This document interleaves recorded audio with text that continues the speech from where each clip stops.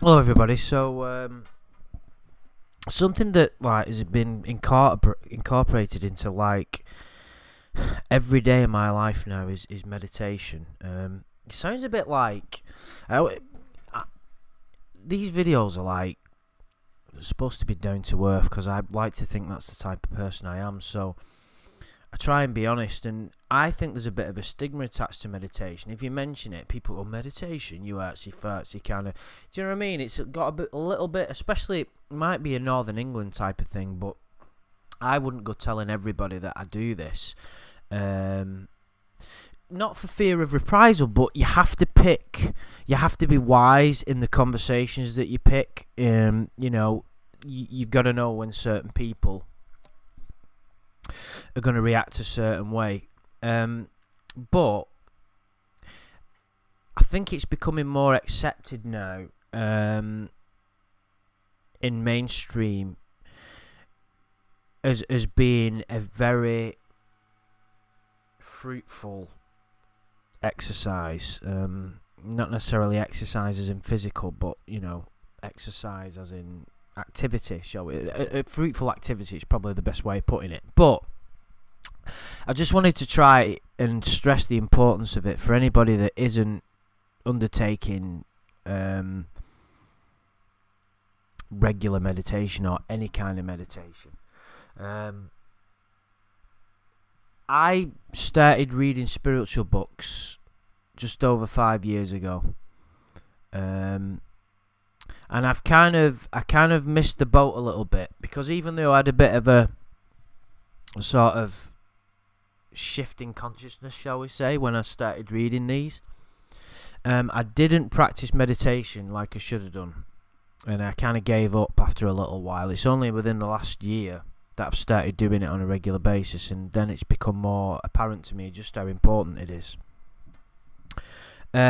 For everybody, it doesn't matter where you're at in your life. It doesn't matter what your situation is. Anybody can benefit from it.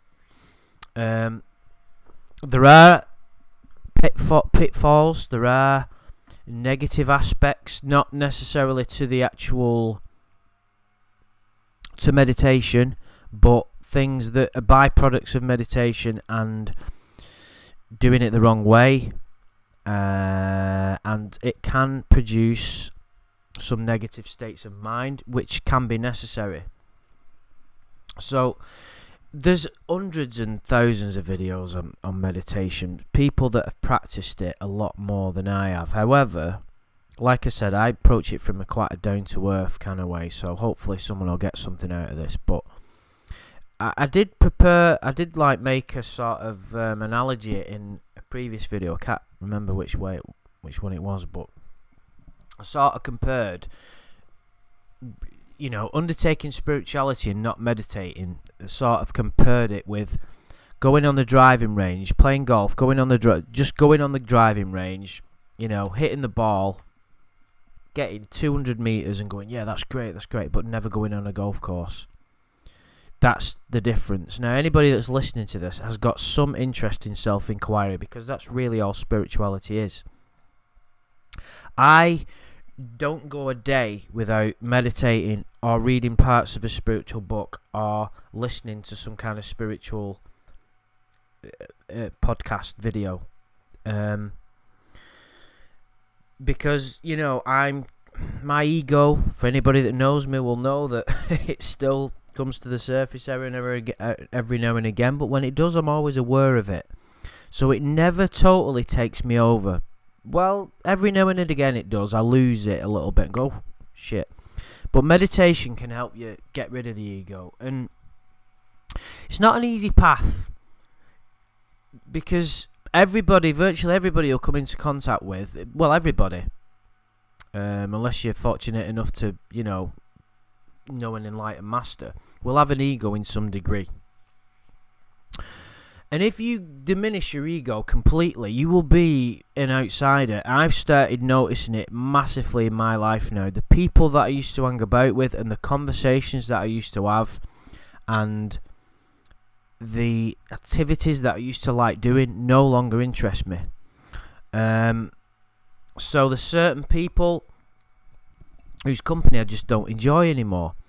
Is that being negative? I don't think so. It's kind of me looking after myself, and people are on their path and I'm on mine. It's not for me to judge or say that any path is better than another, but this is the path that I'm on. Self-inquiry, spending time doing meditation, and that kind of thing. So when you're on this path and you take it seriously, it can create obstacles and challenges, like the people that you hang about with, the things that you used to do. I occasionally drink. I've not had a drink in 2 weeks now, just after I got back from holiday. Just before I was on holiday I had a drink, but like my life used to be I'd never go longer than 3 or 4 days without drinking. As soon as I'd finished a set of shifts at work, I'd be in the local bar drinking. And that's how I spent a lot of my time socialising. And I look back and think, even though I had some fun, it was in essence a waste of time. Poisoning my body with alcohol and poisoning my mind with nonsense and engaging with egotistical people. And that's not to demean those people. I've met there's some people, very, very nice people, genuine people, but the activities that they're engaged with, it's not on the path that I am. And that's through devoted self-inquiry and meditation. Now, I try and devote at least 30 minutes every day. Yesterday, it was very, very busy with work. Went for a run in the morning. Had some food and had to go straight to work and did a 12-hour shift. Came home, was pretty much exhausted, and went straight to bed. So yesterday I didn't do any meditation, and I've already made up for that today. So I feel it's a bit like when I started going to the gym. When I started really getting into me, weight training and keeping fit, because that's massively important as well, but we don't need to go into that. That's maybe for another time. When I don't meditate, I feel like I've cheated myself a little bit. It's unavoidable. I do lead a relatively busy life. My work takes up a lot of my time. I work long hours in quite a difficult job. I do, I exercise a lot. I read, in other words, I'm busy. There's no point in me rattling on about that. But so 30 minutes every day, and if I don't do that, I feel the same as when I mess up my gym routine. Because it's, it's very important to me. Now, when I say I want to kill the ego, what I mean, or get rid of it, is because the ego is the false self. I'm not talking about ego as in I'm great, the people that think they're fantastic. And I must admit, I'm struggling with that, because when I look at these people, I have to admit that that's where they're at, and and not judge anybody. But it is difficult to see people being unkind to others who've just got a massively inflated sense of self, who think they're great. But the ego I'm talking about, there's no difference between someone who thinks of themselves as terrible and I'm a failure and I'm a useless human, to the person who thinks he's great. It's both the ego. It's different sides of the same coin. But I'm talking about that ego as in the unobserved mind. Your mind behaving according to its conditioned patterns that you are not aware of. So from that respect, you're not behaving, there's no free will. You're behaving in a way, your mind is carrying you according to your conditioned patterns, according to your past, according to what you want to do in your future, according to the people that you've hung about with, according to your job, according to your beliefs. Now, how can that be a true, decent way to live if you're just reenacting the past, or behaving in a way that the world wants you to behave, or that you think is great? No, that's not. I'm no interest in that, because the ego is an illusion.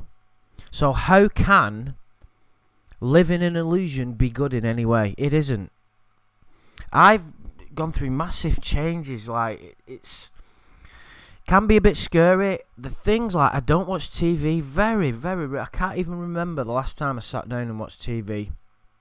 You know, I read.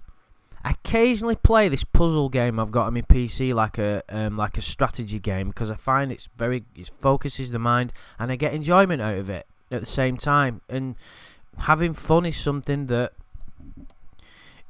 having enjoyment is good. Doing enjoy, you know, in things that you enjoy is important. You don't want to get too ground down with everything. But as you go on this path, you find what you find is the things that you enjoy change. The things that you like, the things that I get the most joy out of, like when I came back from Egypt recently, the holiday highlight was in being in the Red Sea and seeing 2 or 3 turtles at the same time all going about the business and just being amazed at the beauty of what I saw. There was sunshine coming, there was the sun rays coming through the sea,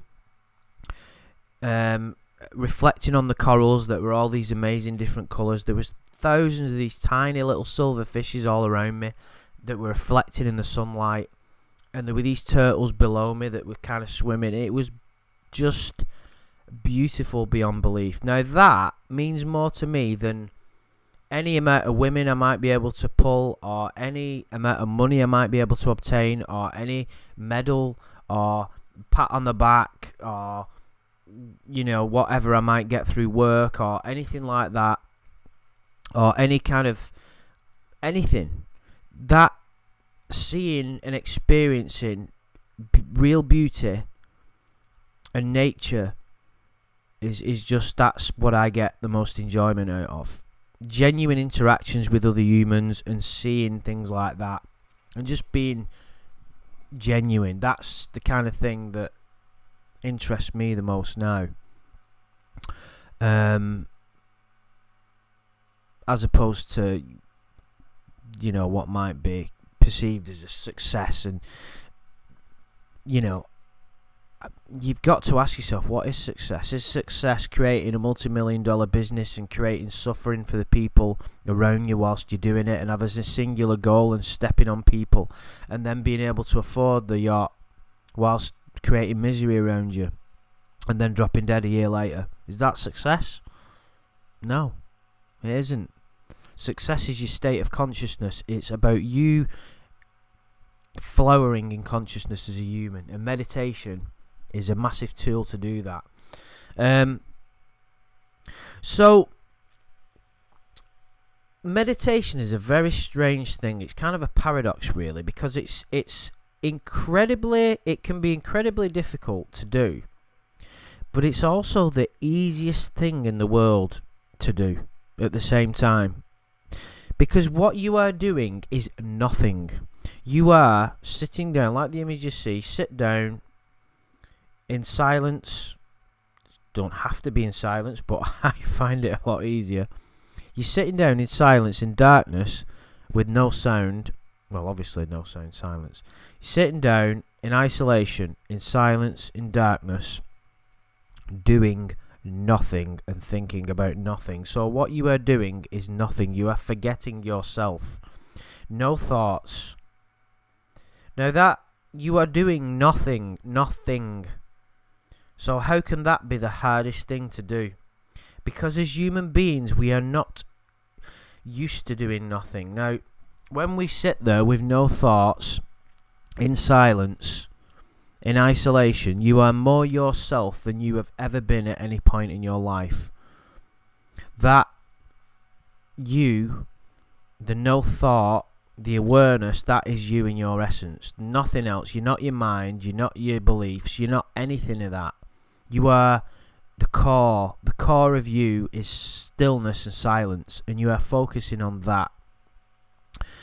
But your mind will throw all kinds of things at you, and you'll start drifting away and thinking about what you're going to have for your tea tomorrow, or what somebody else has done to you that's annoying you, or you find all kinds of things your mind will throw at you, and you'll get carried away, and you might even get disgruntled, which is what happened when I first started doing it. And that's a waste of time. there are different kinds of meditation techniques. I have tried some of them. Some of them are good, some of them are not. There is a bit of a danger with meditation now. I'll talk about that in a few minutes. But the meditation that I do, for what it's worth, is like I've just explained. I sit down in a comfortable position. Don't lie down, because you'll fall asleep. There's potential to get drowsy and fall asleep. Meditation isn't falling asleep. It's conscious awareness. Sleep is unconscious awareness in a way. You're still conscious when you sleep. You go back to the source, but you're not conscious of it, because you can't gain anything from sleep. Lucid dreaming you can, but that's not what I'm talking about here. So you have to sit cross-legged with your spine erect, so that you don't get drowsy and fall asleep. So you're alert, basically. It's about being alert and conscious. So I sit there. I put a pillow down on the floor, and up against the back of the wall, so that I can rest against it, but not too much. Just giving me a tiny little bit of support, because I've got a bit of a dodgy back. But enough. I'm using my muscles in my back enough that I'm staying alert and won't fall asleep. So it's about being comfortable. So I do that, and then I sit there cross-legged in total silence, in total darkness, for about 30 minutes, and do not think about anything. If thoughts come, try your best to observe them and not go into the thoughts. And then what will happen is you'll find gaps of no thought. And those gaps are the ones that are the most precious. Now, it's very difficult to put into words what happens, but what I found is you can go deeper and deeper into a meditation, and you can feel different things happening. You can gain insights, you can get a sudden realization, you can feel like a tingling sensation in your body. You can also get there's periods of darkness where dark thoughts will come over you and dark feelings. Whatever comes over you when that happens, allow it, don't judge it, and let it pass. Because what I've found is, through meditation, it's a way of your unconscious mind, I don't know if that's the right way of putting it, of getting rid of all that shit, basically. Because you've got so many unresolved issues in your brain, or mind, shall we say, that are draining your energy. The pain body that you have. Everybody's got a degree of pain. I certainly have. And it's like a cleansing, I found. It's like a self-cleansing actualization that goes on. So you have to allow whatever comes to be. But I've had some, really amazing experiences. Some of the ones one of the most recent ones was, I was just trying to not think about anything, as you shouldn't. And there was just this deep sense of gratitude just for being alive. It was like how amazing it is just to actually be. And I just started smiling. And this massive, I didn't even realise I was doing it. And when the mind came back in, that's when I realised what had happened. Just a big beaming smile on my face. I didn't know what I was smiling about. And it was just like, my mind then said how amazing it is just to be alive, just to be. And that is what you're trying to get at. That doesn't happen all the time. I'm not going to, bullshit you. It, like I said, it can be a very difficult thing. But that in itself's not quite a bit of a paradox. It's a very difficult thing, but yet it's the easiest thing in the world to do because you're doing nothing. But it makes you realise, if you can do it and do it properly, it makes you realise how much shit there is running around your mind and how much unnecessary stuff there is. And it drains your energy. The amount of pain, if you've got so much unresolved pain, that drains your soul, if you were. So, I cannot overemphasize the importance of it for anybody in any situation, no matter how. I've met some people through my YouTube endeavours who are quite enlightened people, more enlightened than me in a lot of ways, and you'd look at them and say, well, they don't need to do it. But even it helps to keep you grounded, and it's got massive health benefits as well. Those have been proven. Do a bit of research online. It can help your energy levels. It can help with depression. It can help with focus. It can help with concentration. It can help with your general physical health, would you believe? Because science is now starting to understand the connection between your psyche and your physical health. It's all connected, it's all one organism. So this can only be a positive thing. One of the things that flashed up on my news feed of when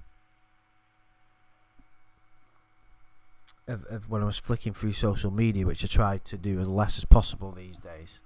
I've done videos about that, but I always have the news feed contains pretty much only one or two friends that don't make egotistical remarks, and always, I'm looking now, and it's all Eckhart Tolle, practitioners and students, and then growth and meditation. It's all those kind of things. And one of the things that flashed up as an advertisement, because Facebook taps into your previous history, was the easy way to meditation done in 5 minutes. And it was a way of I saw that and I thought, it's like a lazy person's meditation, isn't it? So what people have started to do is go, I'm too busy to meditate, I need a quick way of doing it. Which is what's wrong with the entire world. It's don't take the time and do things properly. Let's find the quick and easy way. So you be really careful about that. You know what I mean? It's just like with anything else, people don't want to go through oh yeah, well that sounds great to me. Enlightenment and feeling great and not feeling any more pain. But an half an hour meditation a day, I've got to check my shares, I've got to take the children out, or that kind of thing, So people want the benefits of it, just like anything else, but they don't want to do the hard work. Well, I say hard work, but don't get too attached to the words. It's since when has doing nothing been hard work? But it's more like they don't want to spend the time, because it's a non-event.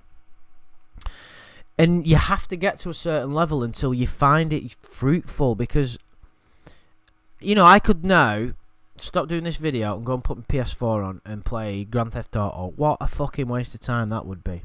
It's Sunday now when I'm recording this. It's beautiful outside. But yet I could waste time looking at a computerized pixels on a screen that have been created to just run around, and illusion that you're in this. I'm aware that I'm being hypocrite by saying this, because I occasionally indulge with that with friends, but I'm always aware when I'm doing it. I just don't enjoy it like I used to. And it's the same with watching television and reading newspapers, reading nonsense stories on the internet. It's all, you